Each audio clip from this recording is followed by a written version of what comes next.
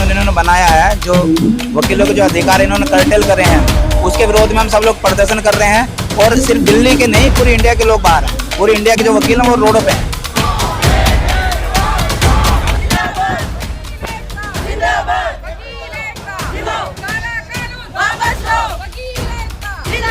सारे वकील एक होकर ना सारी सरकार गिरा देंगे। ये बात मत करना बाबू, जिन दिन हाथ में बचा लो माई बाप, मैं तो झोला लेके चल दूंगा।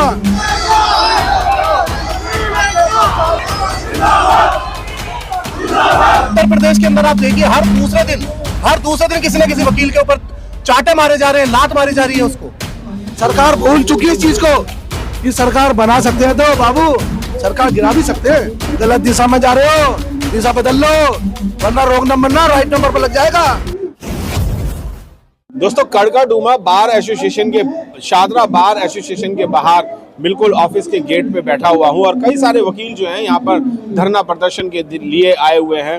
और धरना प्रदर्शन जो है वो एक दिन नहीं, 2 दिन नहीं, 1 घंटा नहीं, 2 घंटा नहीं, लगभग 5 दिन से ये धरना प्रदर्शन चल रहा है। और मैं आपको बता दूं कि ये धरना प्रदर्शन जो है, जो न्याय दिलाते हैं उन्हीं के ऊपर कुछ ऐसा शिकंजा कसा गया है कि जिससे कि अगर न्यायाधीश या न्याय करने वाले जो लोग हैं, जो लोगों को न्याय दिलाने का काम करते हैं, उनके ऊपर भी अब शिकंजा कस दिया गया है सरकार द्वारा। जानने की कोशिश करते हैं कि आखिर ये चीज है क्या और क्या गवर्नमेंट ने अमेंडमेंट लाए हैं वकीलों के लिए, खासकर जो वकील जो है वो न्याय दिलाने के लिए हमारी हेल्प करते हैं। सर, मैं आपसे जानना चाहूंगा कि आखिर क्या ऐसा मुद्दा है कि आपने सारी कोर्टें बंद करके पूरे दिल्ली की और आप रोडों पे आ चुके हैं? ये जो काला कानून इन्होंने बनाया है, जो वकीलों के जो अधिकार इन्होंने कर्टेल करे हैं, उसके विरोध में हम सब लोग प्रदर्शन कर रहे हैं। और सिर्फ दिल्ली के नहीं, पूरी इंडिया के लोग बाहर हैं। पूरी इंडिया के जो वकील हैं वो रोडों पे हैं। तो क्या लगता है कि जितना भी बार एसोसिएशन है आपका, क्या बार एसोसिएशन आपके साथ कंधे से कंधा मिलाकर के साथ में है? देखिए, जो दिल्ली की 6 district court, supreme court, high court और पूरे इंडिया के एडवोकेट्स, वो सब साथ में हैं, सब कोऑर्डिनेशन कमेटी के अंदर हैं, सबकी सब बातचीत हो रही है, सब रोडों पे हैं। तो ऐसा लग रहा है या फिर ऐसा हम मान सकते हैं कि बार एसोसिएशन जो है वो अपना काम सही नहीं कर रही, इसलिए इन्होंने नया कानून लाए हैं? नहीं, बार एसोसिएशन हमारी दिल्ली की है तो सही, हमें कंट्रोल करने के लिए। बार काउंसिल ऑफ दिल्ली हमारी है।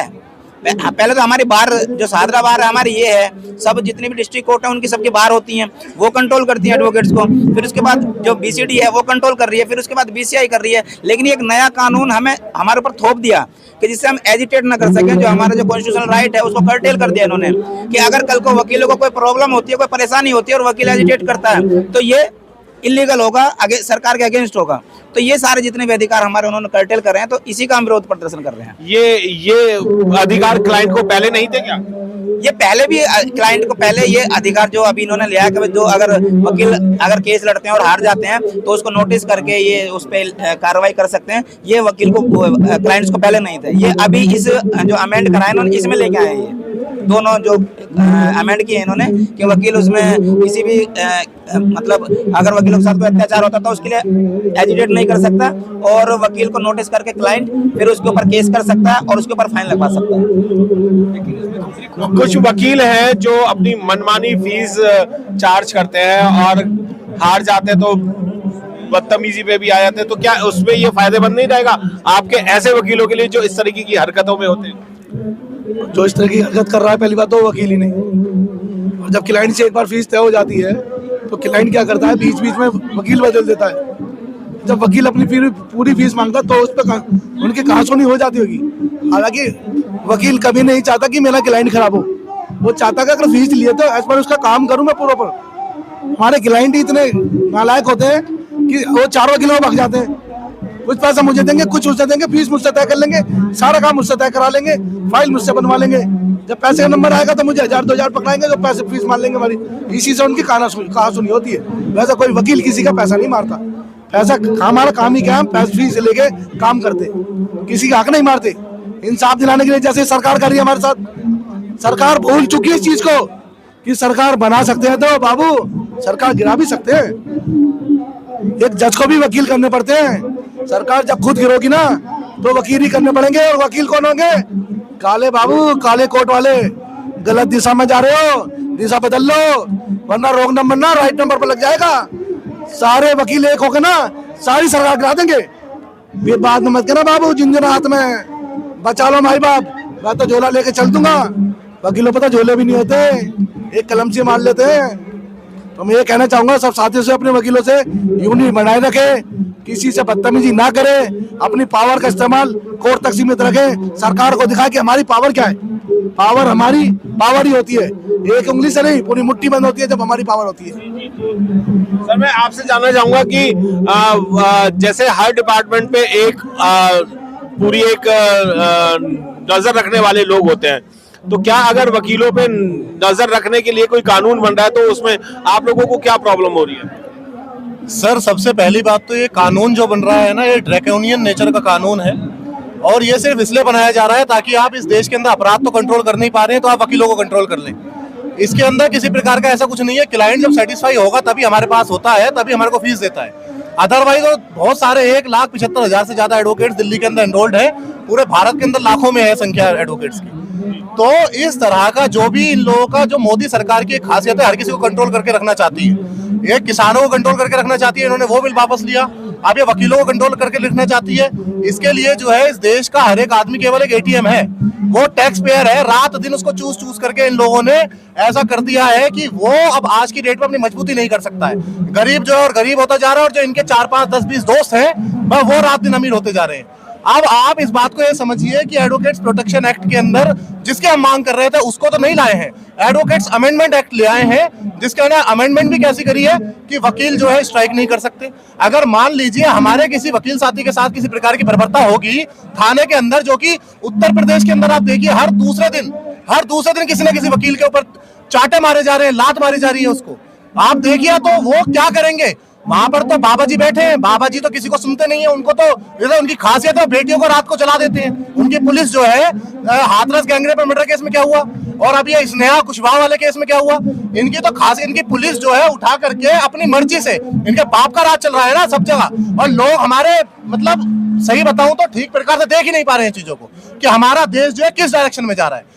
ये लोग अपनी मनमर्जी का कार्य कर रहे हैं, वहां पर जाकर के किसी की बेटी को उठा करके रात को जला देते हैं, क्रिमेशन नहीं होने देते हैं उसका, और साथ में उसके साथ ही आप ये देखिए सर, यही मैटर है हमारा सबसे ज्यादा, क्योंकि ड्रैकोनियन नेचर का जो है ना अमेंडमेंट बिल उसी पे ही है सर, आपने सुनना चाहिए था पहले, उसी के ऊपर है। आप ये देखिए कि लगातार मतलब लॉ एंड ऑर्डर कहाँ है, कहाँ जस्टिस हो रहा है। किसी की बेटी को शाम को जला देना, आप बताइए जस्टिस है? आप बताइए। तो ये उसी प्रकार से आवाज कौन उठाएगा? पुलिस तो कभी आवाज उठाएगी नहीं, बचा कौन? इस समाज के अंदर जो है पूरा देश के अंदर न्यायिक व्यवस्था चल रही है केवल एक महकमे की वजह से चल रही है, एडवोकेट्स की वजह से चल रही है, और उन्हीं एडवोकेट्स को अब आप कंट्रोल करना चाहते हैं। तो आपकी मंशा है, गलत मंशा है, जिसके कारण आप इस देश के लोगों को नहीं चाहते कि इनको न्याय भी मिले, क्योंकि आगे इनके ऊपर और ज्यादा अत्याचार बढ़ने वाले हैं इस देश के अंदर। तो ये लोग कहाँ जाएंगे? वकीलों के पास। वकील एक स्ट्राइक कर सकता है अपनी बात को कहने के लिए, वो शांति प्रिय स्ट्राइक होती है, वो किसी और प्रकार की नहीं होती है। अगर आप इस कार्य को करेंगे तो आपके ऊपर भी ये लोग पहले लगाम लगा रहे हैं कि वो आपके ऊपर डिसिप्लिनरी एक्शन के अंदर आएगा, जो कि पूर्ण रूप से ड्रैकोनियन नेचर का है, पूर्ण रूप से अनजस्ट है, अनफेयर है और टोटली बायस्ड है सर। इससे सरकार की मंशा बाखूबी देखी जा सकती है। माननीय प्रधानमंत्री जी बहुत चीजें बोलते हैं बड़ी बड़ी, उनको इस चीज को आज देखना चाहिए, और हमारी फ्रेटर्निटी जो है हम लोग बहुत मजबूती से इसके साथ जुड़े हुए हैं, और जब तक इस ड्रैकोनियन लॉ को वापस नहीं लिया जाएगा हम लोग बिल्कुल भी पीछे नहीं हटेंगे। बिल्कुल। ये क्या राजनीति हो रही है फिर गवर्नमेंट की तरफ से, या सरकार जो अब आई है वो तो राजनीति की तरफ से ही आती है? ये राजनीति हो रही है वकीलों को कमजोर करने की और वकीलों को बांटने की, और वकीलों पे शिकंजा कसने की राजनीति हो रही है, क्योंकि वकील एक ऐसा फ्रीडम फाइटर है जो बिल्कुल फ्री होकर काम करता है, और उसको पूरा उसके जो अधिकारों को कर्टेल करके सरकार उनको बांधना चाहती है, उनको अपने जो उनके जो मीडिएटर जो उनके दलाल हैं उनके थ्रू वो हमें बांधना चाहती है। जी, आप युवा एडवोकेट हैं, क्या लगता है कि आगे जाकर के आपकी प्रैक्टिस और ज्यादा हो पाएगी क्या इस तरीके से? ये जो अब मैं कहना चाहता हूँ कि एक एक्ट पास हुआ था 1961 में, जिस एक्ट के अंदर ड्यूटीज, उसकी पावर, उसकी हैसियत ऐसी थी कि उसे बोलते थे एडवोकेट अमेंडमेंट एक्ट।